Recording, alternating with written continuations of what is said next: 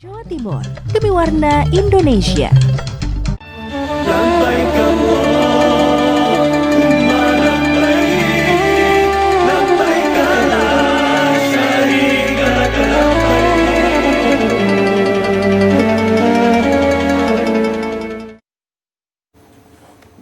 Assalamualaikum warahmatullahi wabarakatuh. Selamat malam pemirsa, apa kabar Anda hari ini?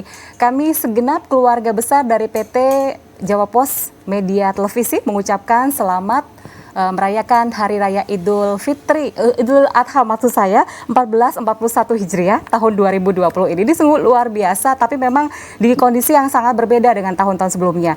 Demikian pula ini juga terjadi pada penyelenggaraan ibadah haji dan umroh tahun ini dan juga bisa jadi tahun-tahun selanjutnya, karena memang penyelenggaraan ibadah haji dan umroh tahun ini di tengah pandemi penyelenggaraannya sangatlah berbeda dan ini tercatat dalam sejarah belum pernah terjadi.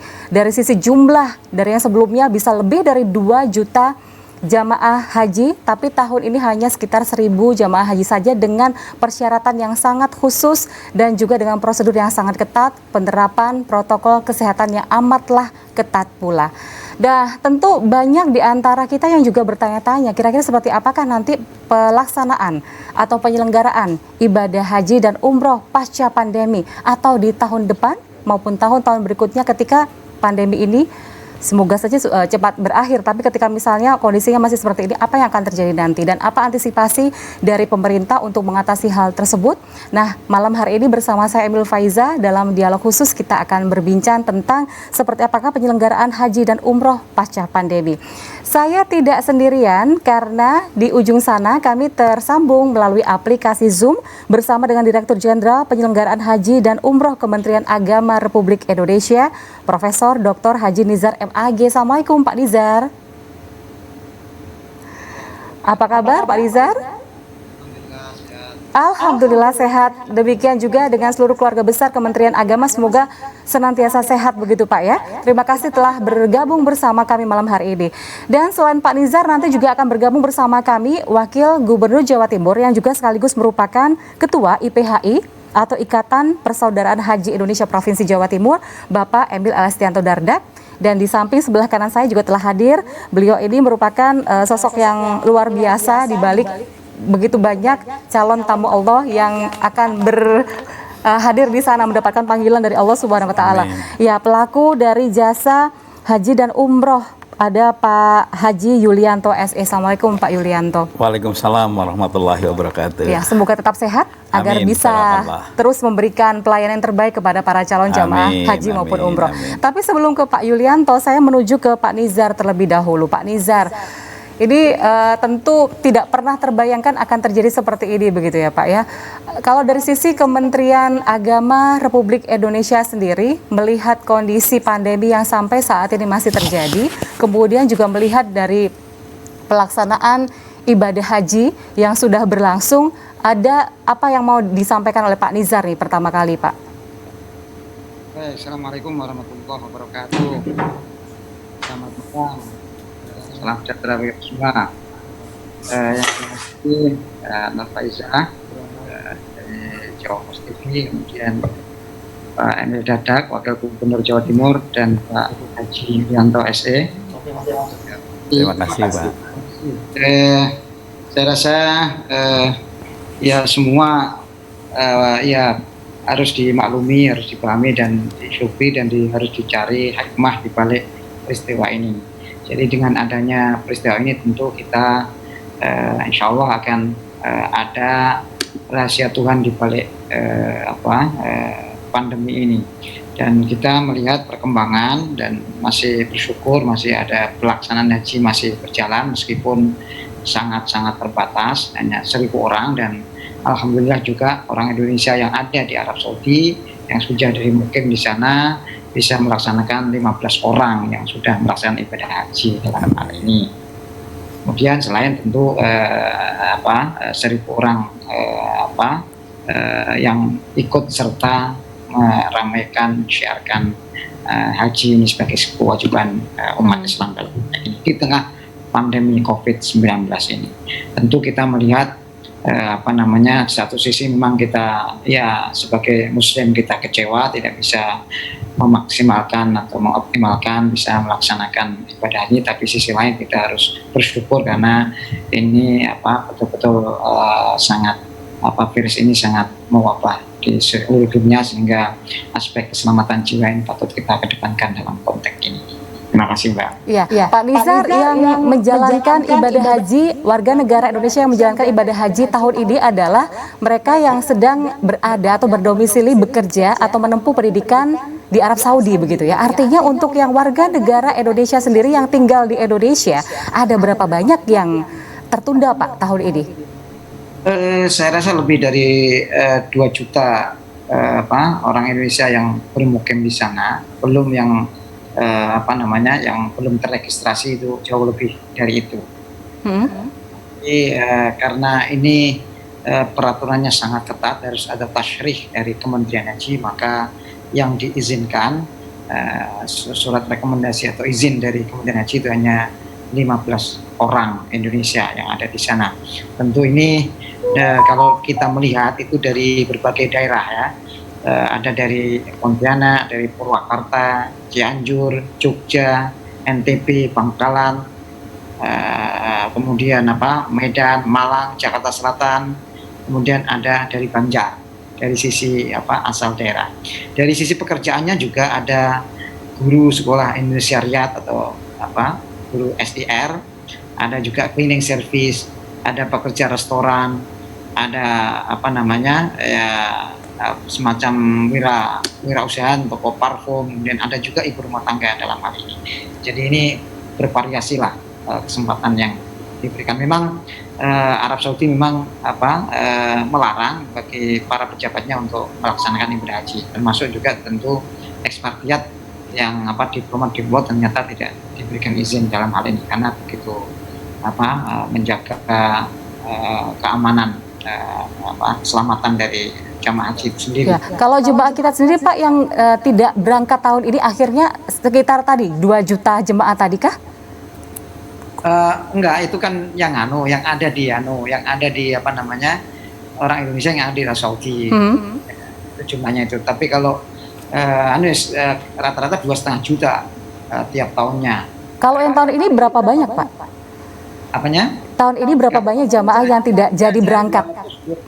221.000 yang 221.000 begitu ya. Terhadap 221.000 ini kabarnya ada istilahnya permohonan agar ada pengembalian BPIH begitu ya Pak ya? Ya, ada pilihan. Memang kita waktu itu kita sangat sulit.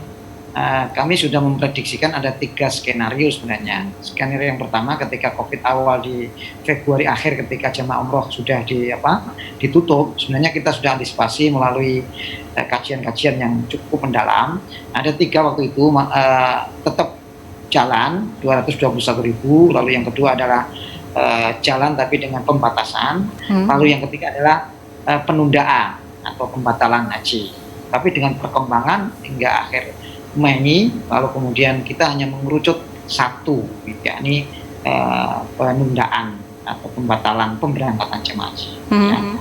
Itu jadi kajiannya sangat luar biasa karena bukan soal biaya juga, tapi ini demi aspek risiko keselamatan jiwa dalam konteks ini. Itu yang diutamakan dalam ibadah haji, sehingga risikonya besar, maka kemudian putusan itu terpahit, yakni penundaan keberangkatan ibadah haji tahun ini untuk semua. Ya. Iya. Kalau terkait dengan pengembalian BPIH tadi bagaimana Pak? Apakah ini semacam alternatif saja, boleh diambil, boleh juga tetap diamanahkan atau dititipkan kepada pemerintah begitu Pak? Skenario-nya masih ada itu dengan pembatasan. Tentu kami tetap buka untuk pelunasannya karena BPIH ini sudah diputuskan. Kemudian andai kata nanti waktunya mendadak, mereka sudah melunasi, itu asumsinya gampang untuk memobilisasi karena mereka sudah melunasi. Jadi pilihan ya bagi calon jemaahnya mau diambil boleh, kalau misalnya sudah dilunaskan saja, dititipkan uangnya kepada pemerintah juga bisa begitu ya. Baik, Pak Nizar, kita harus break sejenak Bapak, mohon izin kita akan kembali lagi usai pariwara berikut ini. Pemirsa jangan kemana-mana, kami akan segera kembali usai jeda pariwara.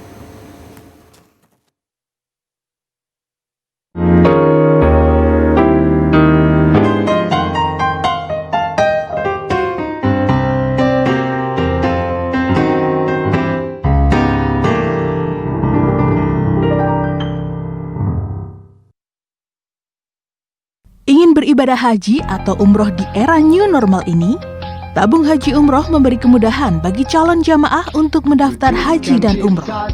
Dengan cara, hubungi tim call center Tabung Haji Umroh untuk melakukan pendaftaran.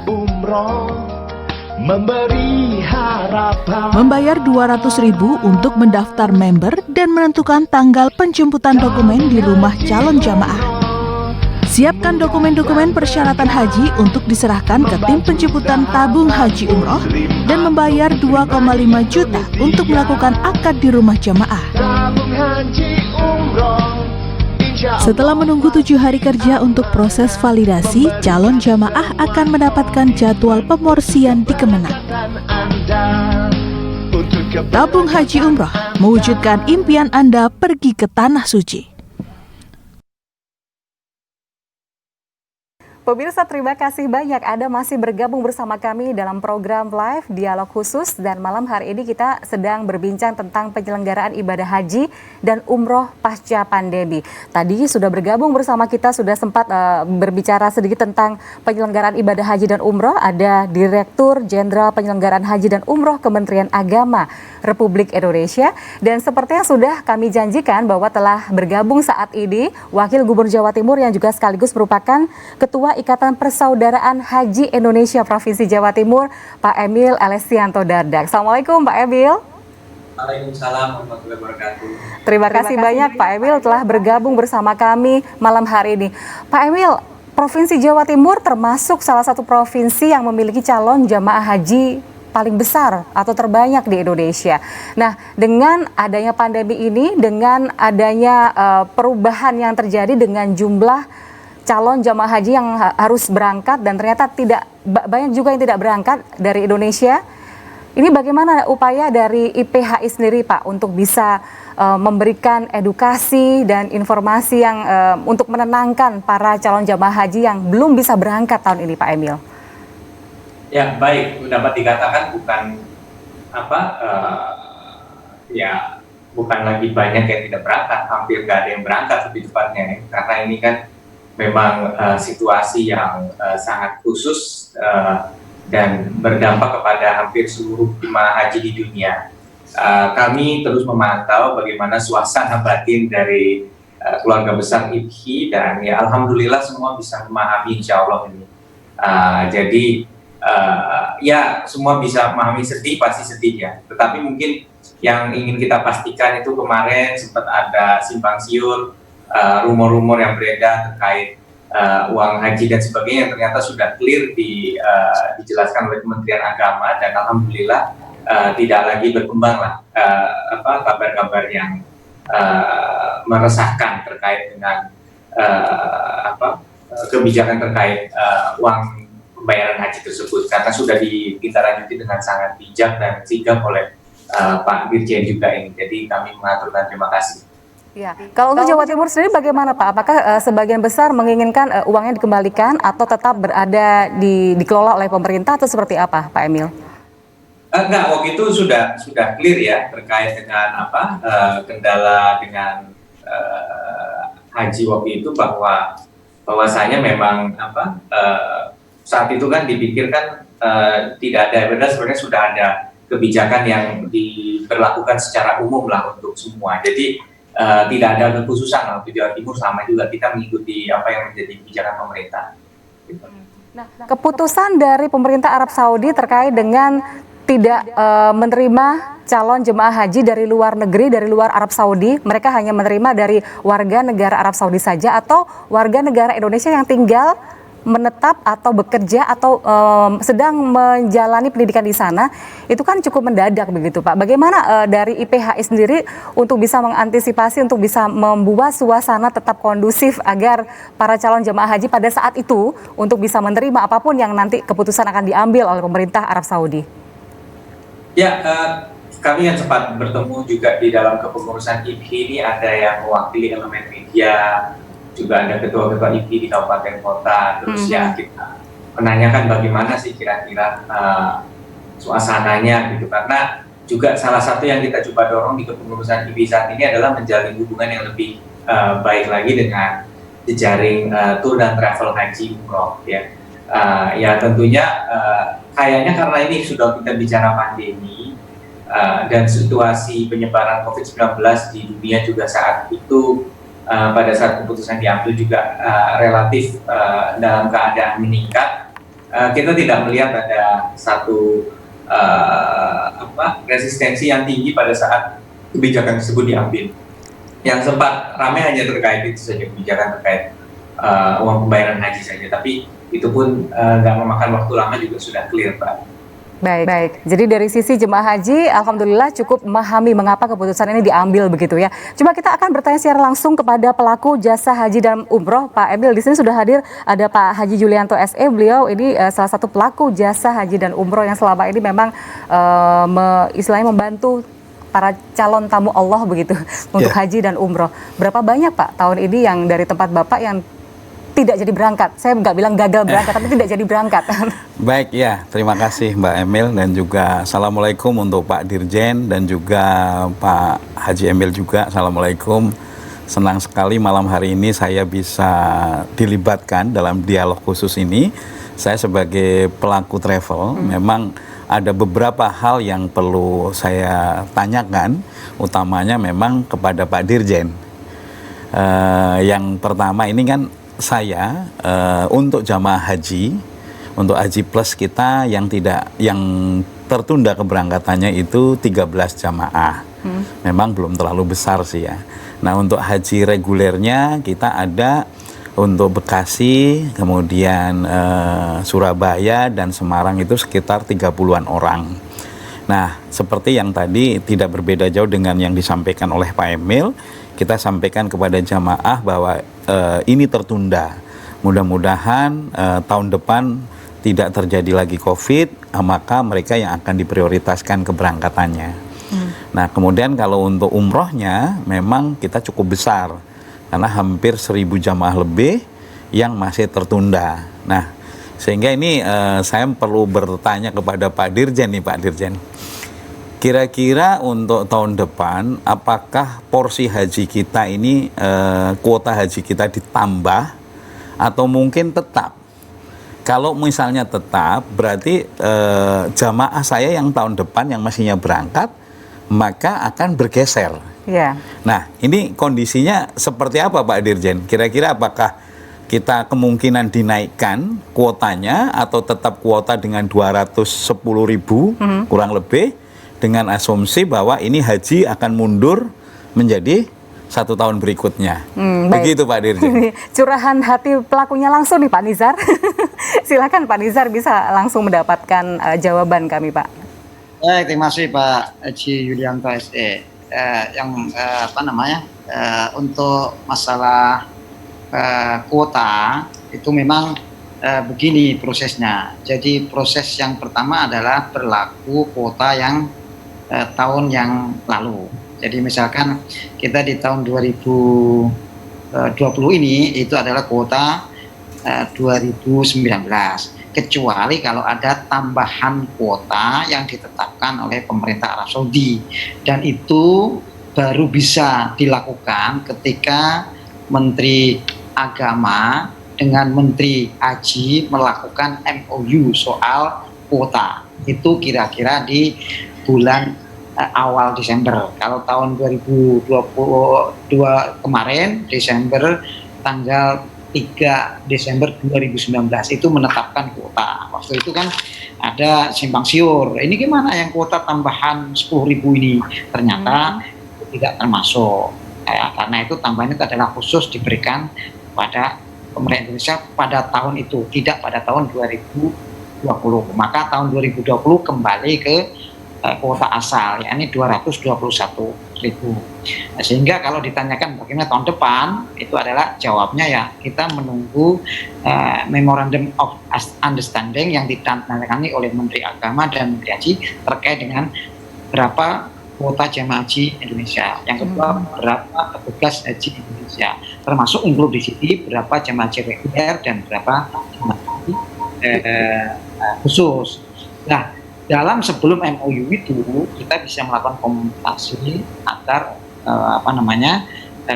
ya kalau dalam tanda petik minta tambahan kuota dalam konteks ini. tapi tahun kemarin tidak berhasil. Yang mudah-mudahan dengan adanya pandemi ini, pemerintah Saudi ini bisa menaikkan kuota pada tahun 2021. Tapi ini kita tidak bisa menjawab karena itu baru ditandatangani tertulis sekitar akhir November atau awal Desember nanti di tahun.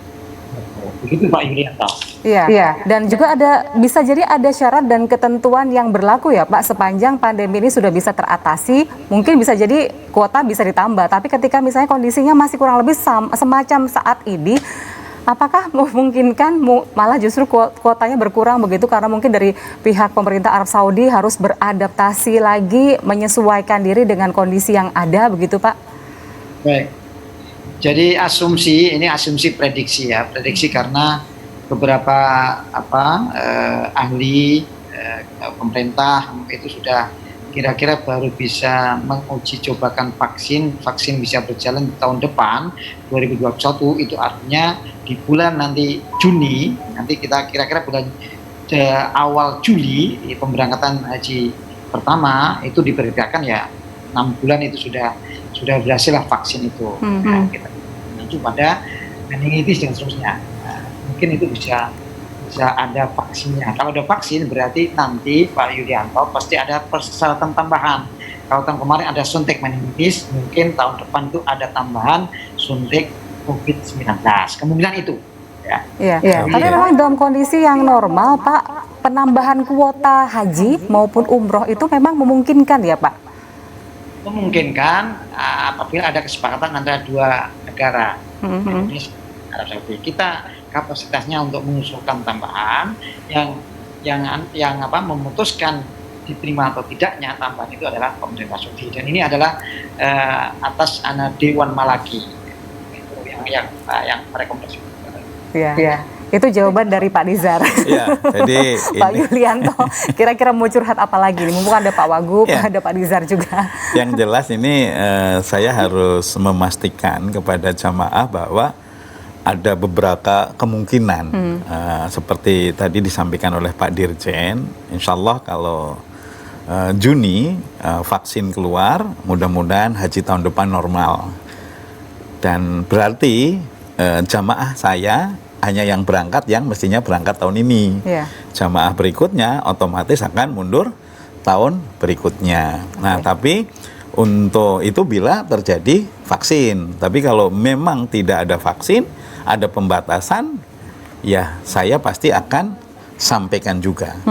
Ya saya sih selalu berpikir, doa saya sekalipun haji hanya diwakili oleh 1.000 orang, mudah-mudahan jamaah haji ini yang ada di Arab Saudi mendoakan kepada seluruh calon haji atau calon jamaah yang tahun ini tertunda keberangkatannya tetap mendapatkan fadilah atas hajinya untuk mendapatkan pahala haji mabrur. Amin ya robbal alamin. Nah, ini yang patut diapresiasi dari penyelenggaraan ibadah haji tahun ini adalah bahkan dari WHO mengatakan bahwa sangat mengapresiasi panitia penyelenggara dari pemerintah Arab Saudi begitu ya, termasuk bagaimana penerapan protokol kesehatannya dan lain sebagainya. Nah, tapi yang menjadi PR tersendiri adalah karena memang masih banyak masyarakat yang perlu disentuh kesadarannya untuk bisa menjalankan protokol kesehatan yang ada, protokol COVID-19, begitupun ketika sudah menjadi tamu Allah nanti. Nah, kira-kira apa saja yang bisa dilakukan baik dari travel, dari Kementerian Agama maupun dari IPHI. Kami akan kembali pemirsa, jangan kemana-mana, kami kembali usai jeda pariwara berikut ini.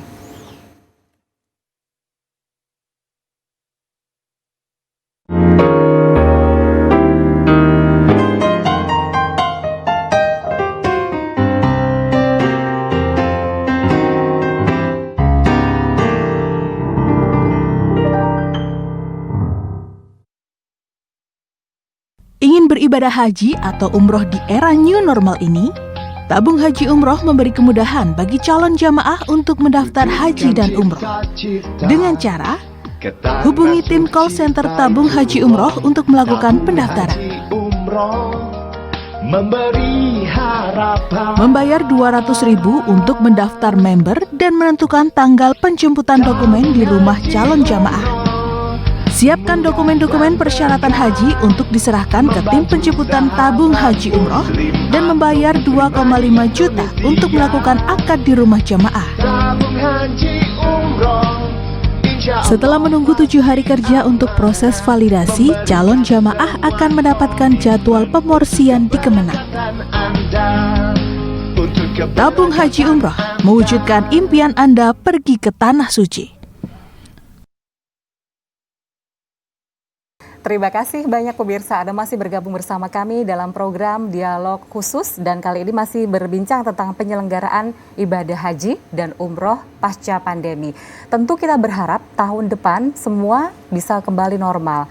Masyarakat bisa menjalankan ibadah haji dan umroh seperti sedia kala dengan kuota yang semoga saja semakin bertambah sehingga waiting list pun semakin diperpendek begitu ya. Dan saat ini tentu momen yang kita bisa bersama-sama untuk memanfaatkan momen ini untuk mempersiapkan diri lebih baik lagi agar nanti ketika tiba saatnya kita menjadi tamu Allah, kita sudah siap lahir dan batin untuk menjalankan ibadah semaksimal mungkin. Nah, mumpung sekarang sedang mempersiapkan diri, saya menuju ke Pak Emil terlebih dahulu. Apa nih yang dilakukan oleh IPHI Provinsi Jawa Timur, Pak Emil, untuk bisa mengisi waktu ini sambil menantikan waktunya nanti berangkat baik haji maupun umroh? Apa yang dilakukan oleh IPHI terhadap para calon jemaah haji, Pak? Ini memang adalah persaudaraan yang sudah berangkat haji.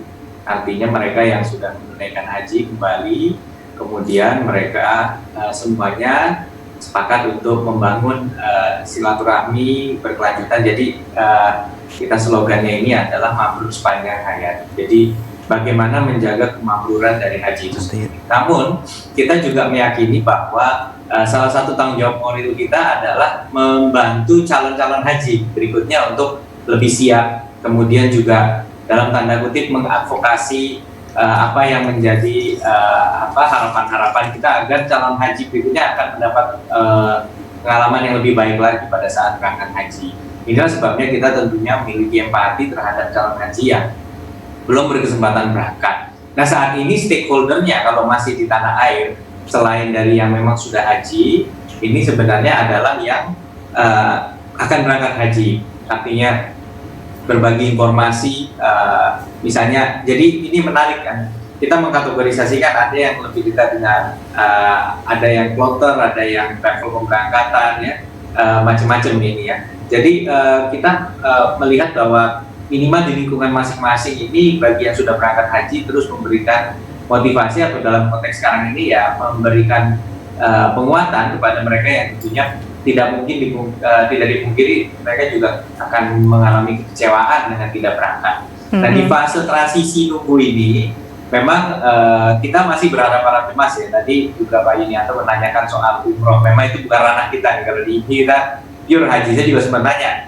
Persyaratan keanggotaan adalah siapapun yang sudah kembali dari ibadah haji. Ya, di dalam ini kepada stakeholder calon haji, kita berharap bahwa tentunya seluruh jejaring IPHI, seperti kemarin pada saat momen Idul Adha, beberapa IPHI ya juga melakukan kurban sambil kemudian atas nama ketua-ketua IPHI ini juga membangun sebuah komunikasi kepada masyarakat bahwa walaupun tahun ini tidak bisa berangkat ke Tanah Suci, jangan kemudian itu mengurangi semangat menjalankan Idul Adha. Ini salah satu langkah awal kita menjaga spirit mereka tetap tinggi, sehingga mudah-mudahan mudah-mudahan ini bisa menjadi sebuah penguat bagi mereka untuk tetap menanti datangnya kesempatan itu. Insya Allah kalau sudah ketemu vaksinnya mudah-mudahan lancar. Yang menarik ini Mbak, justru kita juga penasaran seandainya ini bukan dua-duanya, bukan tidak ada sama sekali atau bukan sudah boleh bebas seperti dulu, tapi bagaimana kalau diantaranya?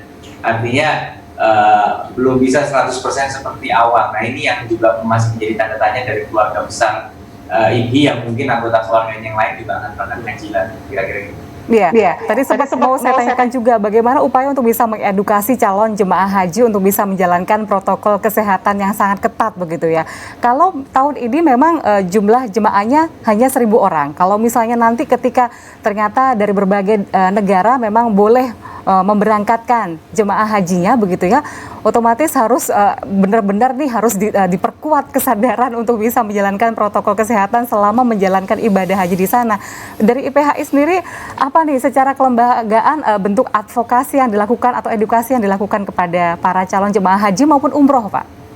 Ya, Pak Dirjen ini salah satu pejabat yang sangat terbuka untuk diakses. Jadi kita banyak ber-WA juga dengan beliau, baik dalam kapasitas sebagai pemerintahan, tapi juga kami sudah perlu nuwun ke beliau kalau kami juga jadi ketua IPI di Jawa Timur. Kita tentunya percaya bahwa Kementerian Agama akan mengantisipasi berbagai macam skenario.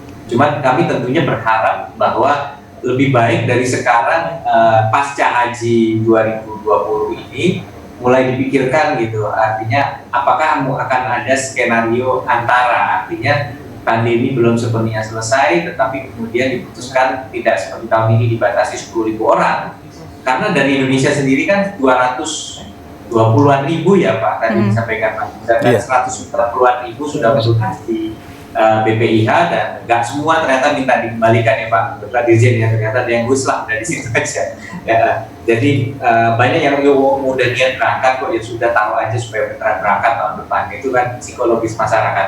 Nah ini apakah jangan-jangan tiba-tiba tahun depan jadi berapa gitu, ini kita nggak tahu gitu, dan bagaimana kemudian ini akan kebijakan ini akan disesuaikan, apakah ada pertimbangan usia dari calon jemaah dan sebagainya.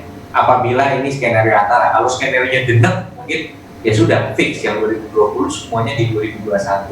Dan tadi sebaiknya yang mulai disimulasi, karena mengedukasi jemaah haji untuk bisa patuh protokol bukan hal yang sederhana. Kita lihat saja sekarang kita masih berjibaku juga dengan upaya promotif preventif, dan sebenarnya kita juga perlu mencitrakan Indonesia sebagai negara yang bisa menjaga kepatuhan jemaahnya dalam mematuhi apapun itu sebenarnya protokol kesehatan, baik itu COVID maupun perilaku hidup bersih sehat. Ini yang ingin kita dorong. Jadi ada beberapa nilai-nilai atau habit yang kebiasaan yang sebenarnya perlu kita lestarikan, bahkan katakanlah insya Allah setelah COVID-19 ini berakhir. Jadi upaya kita menjaga sanitasi, menjaga imunitas tubuh itu adalah sesuatu yang harus berjalan terus. Iya, saya ke Pak Nizar sekarang, Pak Ebil. Tadi sempat dikatakan ada beberapa skenario yang sudah dibuat oleh pemerintah terkait dengan penyelenggaraan ibadah haji begitu ya. Nah nanti untuk tahun 2021 sudah disampaikan kira-kira seperti apa skenarionya. Tapi untuk yang menjalankan atau penyelenggaraan ibadah umroh sendiri, ada skenario yang sudah dibuat oleh pemerintahkah Pak Nizar? Terima kasih Mbak. Jadi kalau ibadah umroh ini kapasitas pemerintah hanya sebagai regulator, yang pelaksanaannya itu sangat tergantung PPU, tergantung teman-teman dari Pak Haji Yudianto CS dalam konteks ini.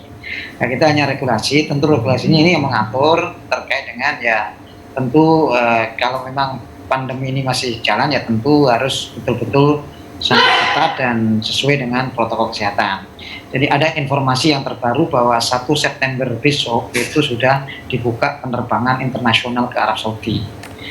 Jika ini benar, artinya satu sisi ini ada peluang bagi teman-teman PPU untuk memberangkatkan jamaah umroh yang tertunda, tapi sisi lain kita dihadapkan pada tantangan bagaimana kita bisa mengelola jamaah ini dengan sebaik-baiknya agar bisa memelihara kesehatan, keselamatan jamaah dan juga tetap pada koridor protokol kesehatan. Ini tentu harapan kami hanya di situ. Maka karena itu, maka saya skenario yang dikatakan Pak Emil tadi, tentu mungkin ada beberapa skenario. Yang pertama tetap skenario normal, yang kedua adalah skenario dengan pembatasan. Pembatasan ini tentu paling tidak adalah 50% yang pertama, 50% nanti dipecah lagi apakah prioritas bagi jamaah haji yang usianya maksimal 50 tahun ataukah bagaimana. Nah, tentu akan kaitannya dengan berbagai pihak.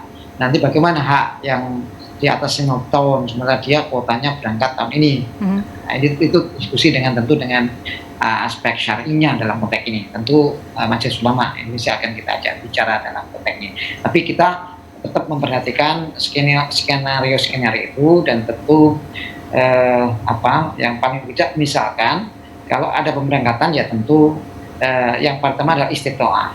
Artinya harus betul-betul jamaah haji yang berangkat adalah pasti dia sehat dalam konteks ini. Tentu ada ya tes dulu, tes swab untuk memastikan bahwa dia itu tidak terpapar COVID. Nah, setelah itu baru kemudian protokol kesehatan dilakukan sejak keberangkatan sampai juga nanti kembali pulang ke Indonesia. Tentu kita siapkan skenario. Sebenarnya kemarin kita sudah siapkan skenario ketika landing di Arab Saudi, kita sudah landing dengan hotel untuk isolasi jamaah, itu sudah kita siapkan.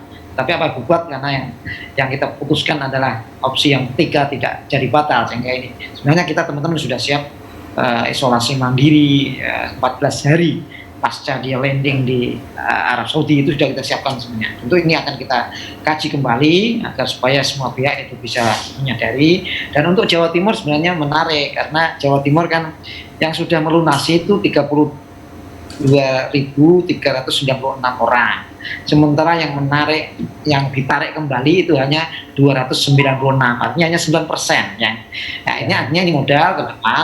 Mereka sangat mengharapkan, karena mereka tidak menarik uangnya, berarti ada harapan dia, keinginan calon jamaah agar semuanya diberangkatkan di tahun 2021. Nah, tentu ini akan kita bukan lagi prioritas. Kalau memang kuotanya normal sesuai kuota sekarang, ya tentu mereka wajib berangkat dalam konteks ini. Iya, Pak Nizar, ya tadi disampaikan Pak Nizar, ini bisa jadi kabar bahagia, 1 September akan ada. Gimana perasaannya? Antara bahagia atau deg-degan? Karena ini mempersiapkan sesuatu yang baru loh. Yang pertama tentunya apabila 1 September dibuka, tentunya saya sebagai pelaku pastinya akan dengan senang hati. Kenapa? Karena yang tertunda kemarin jamaah saya itu lebih dari 1.000. Pastinya PR berikutnya adalah kita ini memfokuskan untuk jamaah yang tertunda berangkat.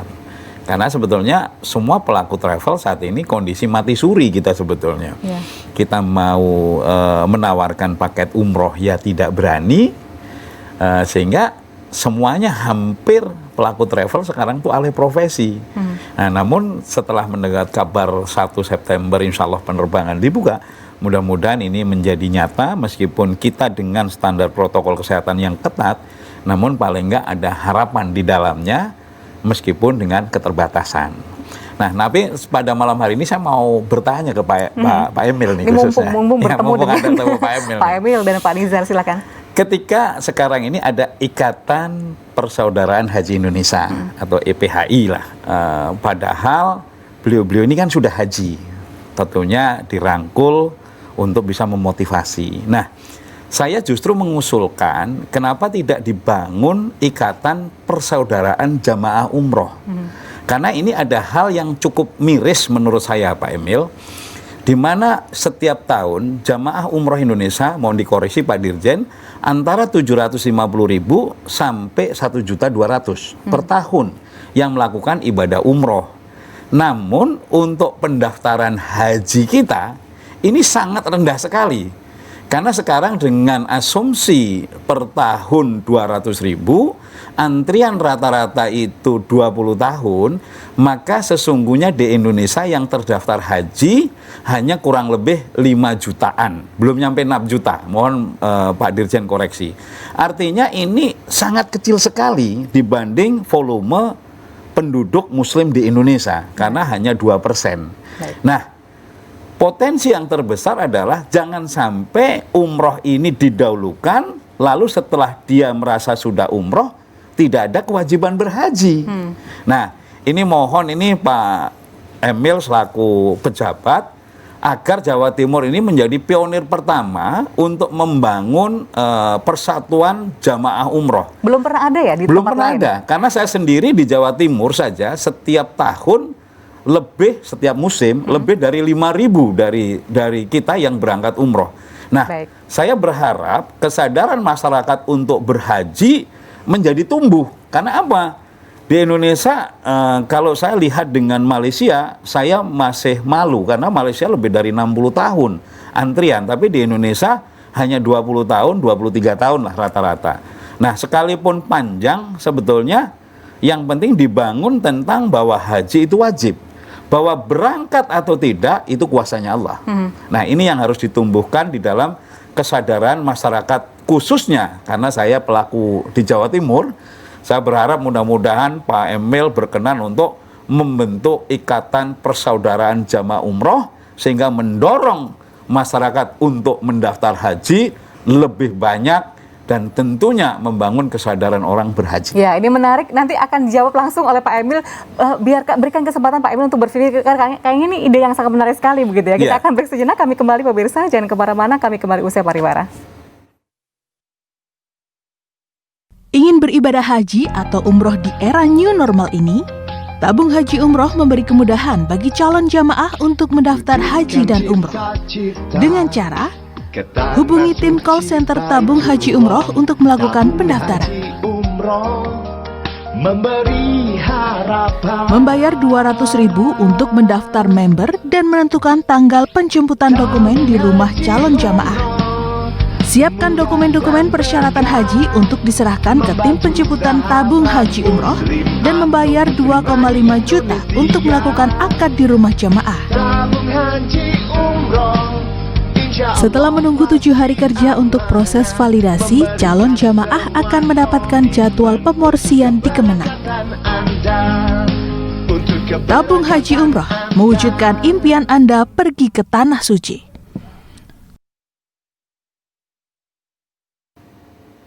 Pemirsa, senang sekali Anda masih bergabung bersama kami dalam program Dialog Khusus. Kita masih membahas tentang penyelenggaraan ibadah haji dan umroh pasca pandemi. Tadi ada sebuah pertanyaan sekaligus ide yang sangat bagus dari Pak Yulianto. Selama ini ada Ikatan Persaudaraan Haji Indonesia, termasuk di Jawa Timur. Tapi masih belum pernah ada Ikatan Persaudaraan Jamaah Umroh Indonesia. Pak Emil, bagaimana tanggapannya? Ya, saya rasa pertama kalau saya cermati tadi usulan dari Pak Yulianto tadi adalah kekhawatiran mereka yang sudah umroh merasa sudah tidak perlu lagi untuk berangkat haji gitu ya, dan bahwa kalau misalnya ada satu wadah silaturahmi pasca ibadah umroh ini akan memudahkan untuk menyiarkan pentingnya juga mendaftar haji. Saya rasa bahwa format salah satunya seperti itu adalah ide yang baik. Ya, ruangnya dari sisi IPI relevan, dari saya sebagai pemerintah juga relevan, dan ada Pak Dirjen di sini, jadi beliau yang paling memahami juga karena ya tentunya ini satu hipotesa yang menarik juga gitu, bahwa seseorang kemudian motivasinya untuk berangkat haji ini juga terpengaruh oleh pas sudah umroh gitu, karena ada juga yang bilang umroh itu haji kecil ya kalau nggak salah gitu ya. Betul Pak. Jadi saya pikir ini ide yang menarik yang tentunya perwujudannya harus melibatkan semua elemen.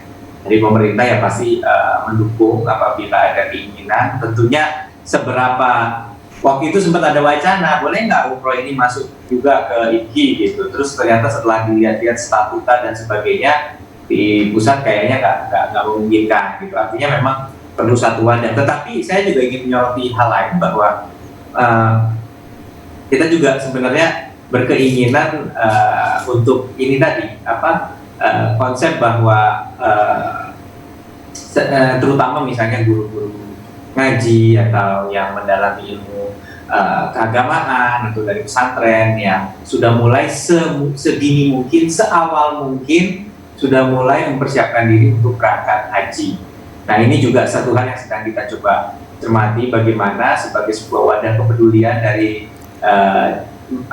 warga yang sudah mendapatkan rezeki sehingga bisa berangkat haji, untuk juga memperhatikan mereka ini yang kemungkinan harapan kita dari awal aja, misalnya dari dia sudah berada di jalur yang mendalami keagamaan untuk bisa lebih awal lagi mendaftar haji. Kira-kira tentunya kepedulian ke arah sana ini yang sedang kita coba eksplor bersama-sama.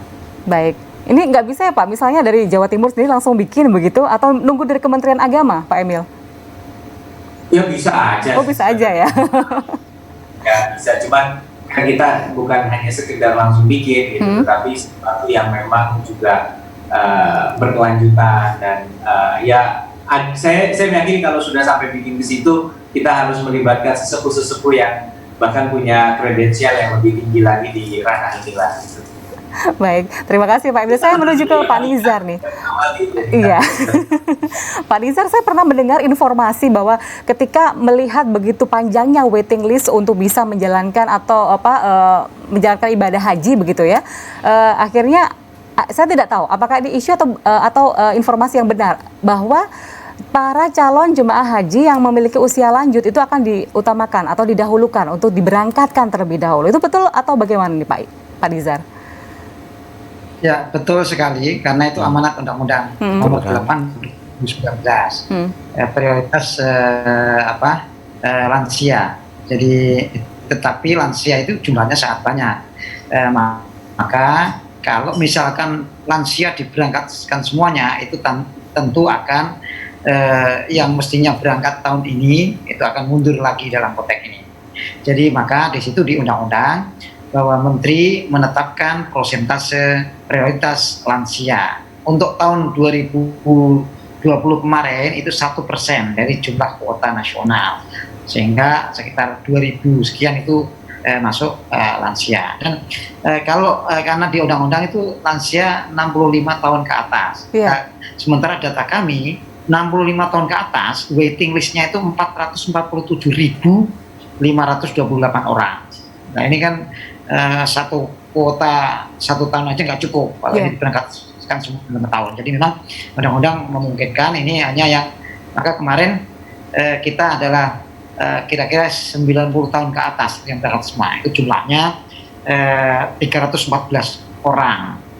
Kemudian 91 sampai 95 tahun itu ada sekitar 1.600-an orang. Ya, sementara 85 sampai 90 tahun itu ada 5.827 orang. Jadi ini sesuai dengan kuota.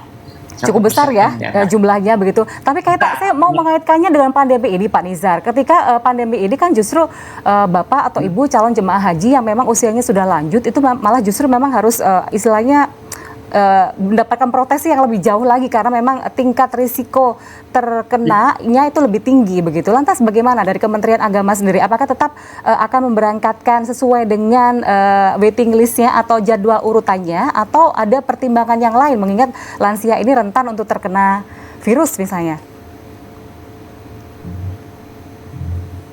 Baik, sebenarnya yang penting utama di sini adalah istitoah di situ.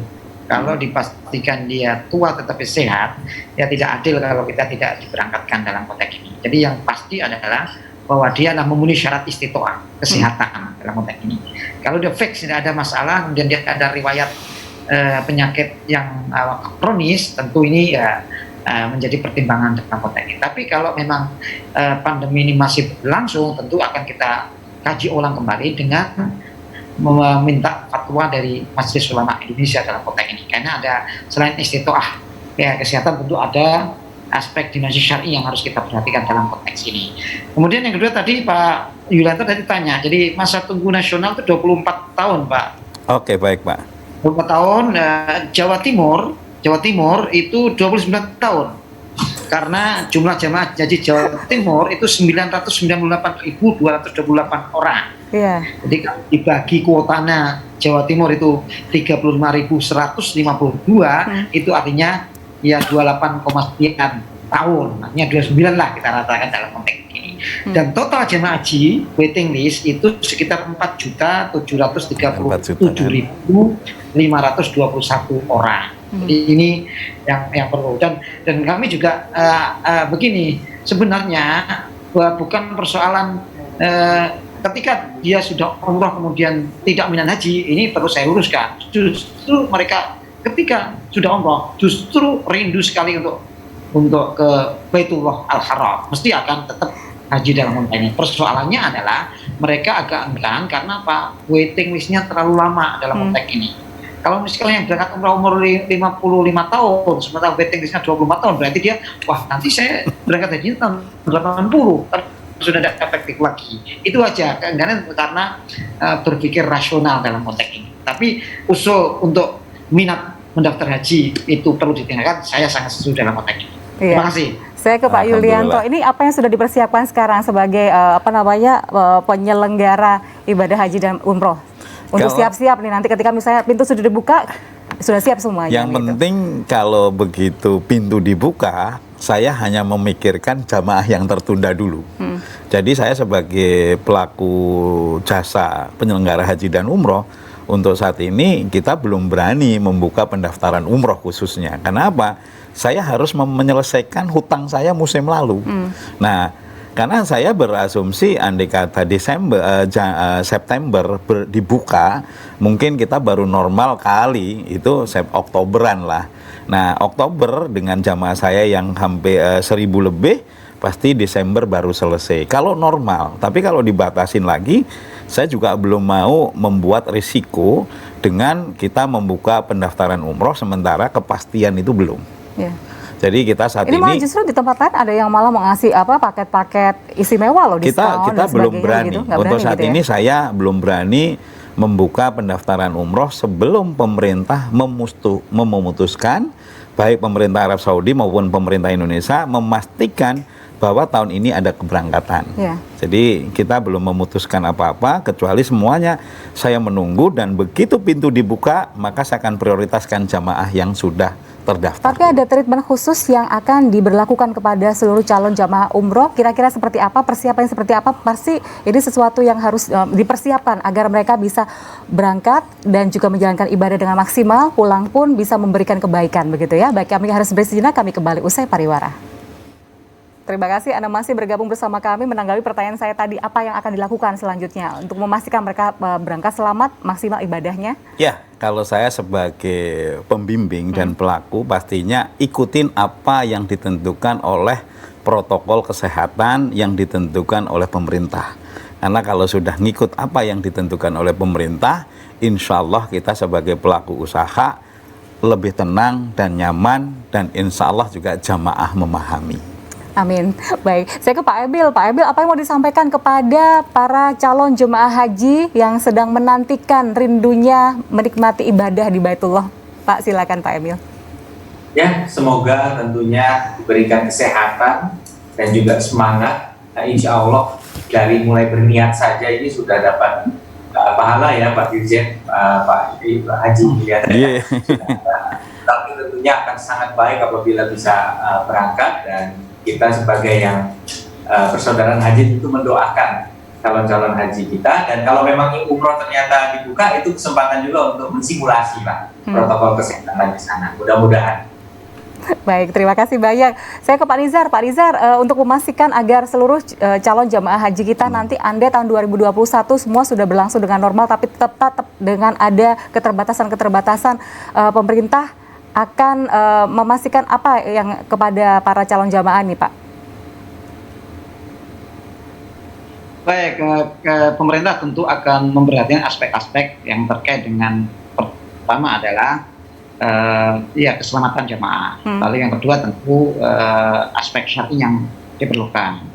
Yang ketiga, kami akan terus mengkaji dengan melihat perkembangan situasi terkini di Arab Saudi agar supaya nanti ketika kita membuat skema-skema itu bisa dipahami oleh masyarakat, oleh calon jemaah haji, sehingga pada saatnya nanti mudah-mudahan dengan kesabaran yang luar biasa ini, mudah-mudahan wabah ini bisa sirna, sehingga kita bisa melaksanakan penundaan ini dengan baik di tahun 2021.